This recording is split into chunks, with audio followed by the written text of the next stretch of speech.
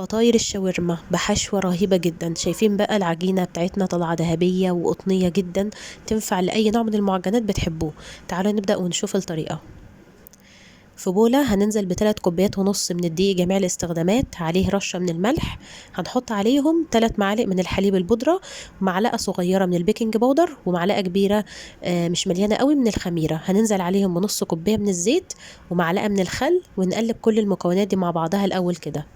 هنبدأ بقى ننزل بمية دافية بالتدريج ونعجن لحد ما نوصل لعجينة لا هي اللي بتلزق قوي ولا هي اللي تكون ماسكة قوي، ما بين البنين كده، على حسب احتياج الدقيق اللي معاكم. انا خد معايا كوبايه ونص من الميه.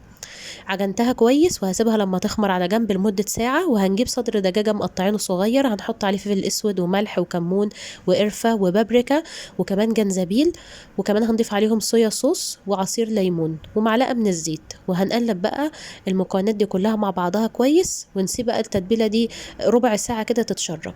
بعدين هنيجي في طاسه سخنه قوي ونحط معلقتين من الزيت، وهننزل بالفراخ بتاعتنا ونقلبها ونشوحها كويس كده.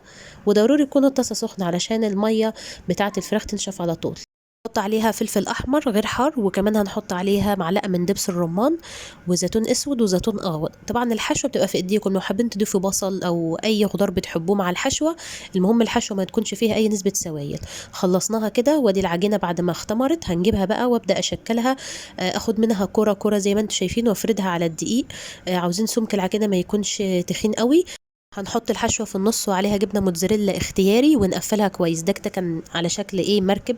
نقفلها كويس، هتكون بالشكل اللي هتشوفوه ده دلوقتي، علشان بس لما تيجي تستوي ما تتفتحش في الفرن والحشوة تطلع منها. شايفين بقى؟ هنحطها على جنب في الصينية بتاعتنا. وده شكل تاني بمشي بالقطاع زي ما انتم شايفين على العجين.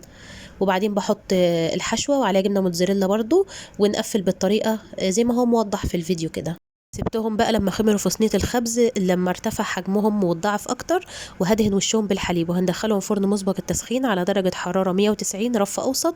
هتاخد معانا كده من 15 ل 20 دقيقه. اول ما بتلاقوها خدت لون ذهبي وارتفعت كده وانتفخت، بنشغل عليها الشوايه وتاخد لون ذهبي ونطلعها نغطيها بفوطه علشان تفضل طريه وتطلع معانا بالجمال ده، قطنيه جدا وطريه.